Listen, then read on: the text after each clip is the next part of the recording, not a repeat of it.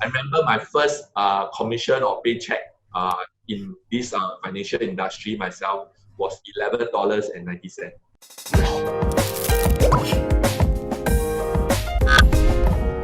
Once again, we are very happy to have Raymond Lim with us. Now, Raymond is a veteran in the insurance business in Singapore, and more than that, he's a very successful serial entrepreneur. He founded Distinct Professional Group (DPG). After raising and mentoring many successful leaders, he went on to start up 13 businesses. Wow! Looking at where he is today, not many people realize that, just like me and you, Raymond was once an employee before. Today, we'll focus on Raymond's journey of making that career switch and if he did regret. Raymond, we are so glad to have you today. Well, would you like to say hi to our audience?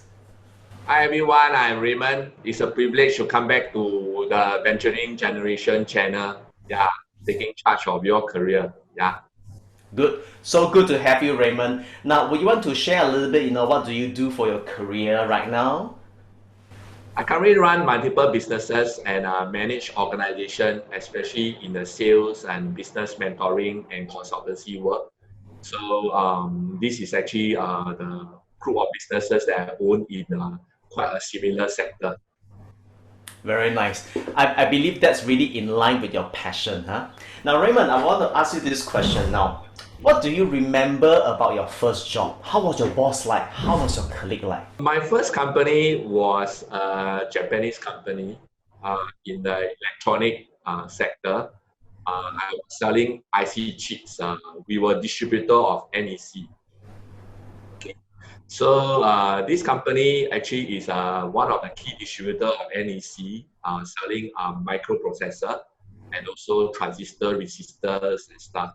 So I do come from the background of electronic and computer engineering from Ngee Poly.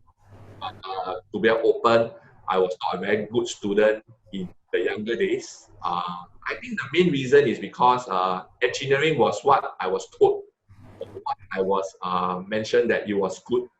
But I believe that I was not an engineer. That's not by nature.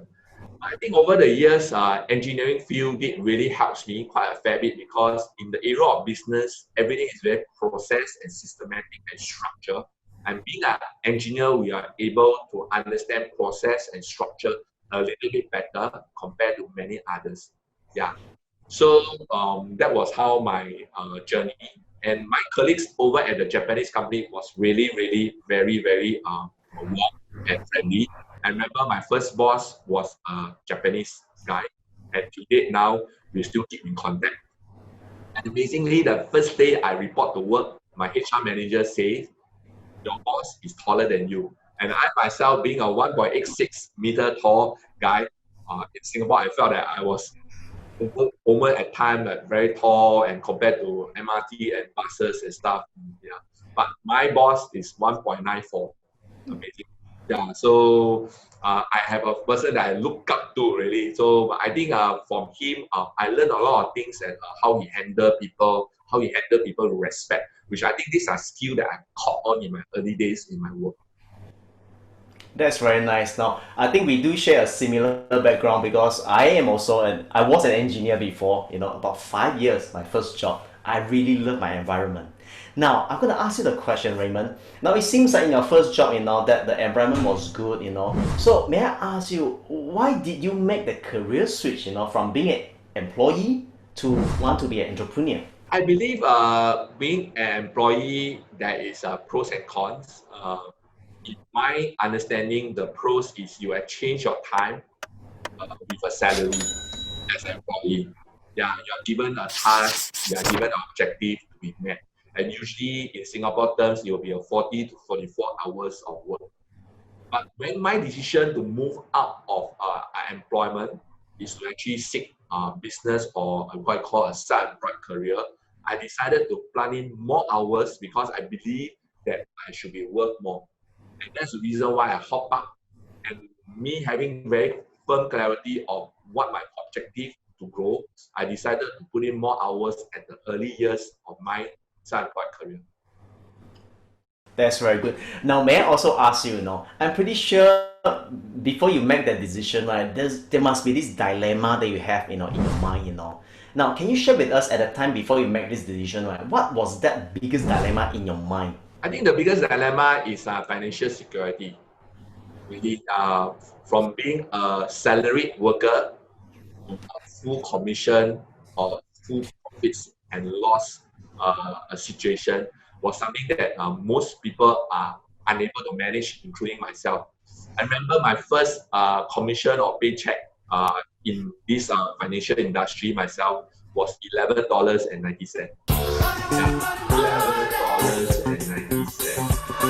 So amazing, $11.90 was the first paycheck I received. I remember after the first month of work, I only received less than 1,000 compared to the salary that I used to draw close to with car allowance and also some reimbursement. It was about $3,000 at my early 20s and stuff.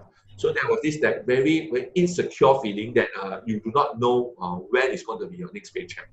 I think having that itself allows us to even push further and harder than many others. Yeah. And I believe that today now most entrepreneurs that succeed like us are people who start out with no basic, no salary, but they decided already that this is something that they want to do differently compared to what they have done before. Yeah, so I think that was a huge difference of propelling me. But at the same time, to answer your question, I think the insecurity is something that financial insecurity is that where the fear is.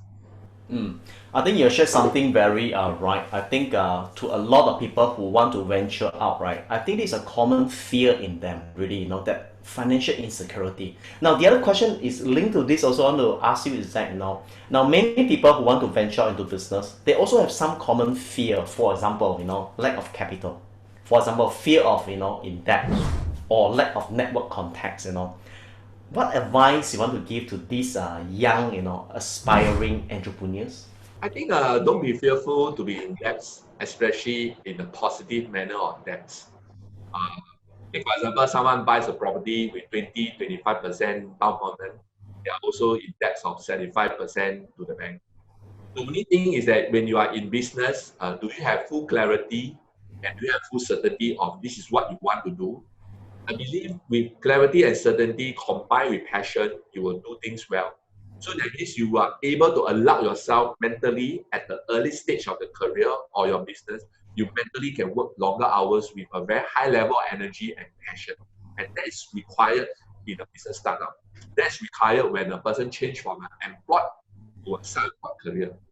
Yeah, so that is where it mentally set the state in play that you are already conditioned in order to move into the new situation. Wow, Raymond, thank you. Now, I also believe, right, that understanding this concept is one thing. I think for the young entrepreneur, right, I think what they need is really a mentor to guide them through, which you are actually very good in mentorship. So I believe, that thank you for sharing so much with us, Raymond, that I believe, this is a common question that a lot of us are thinking right now because, the pandemic is here. A lot of people are actually losing their jobs. Some of them are maybe even want to take this chance, to venture out. So your sharing has helped us a lot. So I want to thank you, Raymond, for your sharing today. And for the audience who are watching this, I know some of you are thinking of taking the leap of faith to make a career switch, either to be an entrepreneur or even an insurance agent. Now, you might have a lot of doubts. I know it's not easy. It could be scary. Now, both Raymond and myself, we have been there before. So, if you need someone to talk to, please feel free to reach out to either Raymond or myself. We would love to have a coffee with you. Raymond, thank you so much for the session today. You be in good health and be prosperous even as your soul prospers.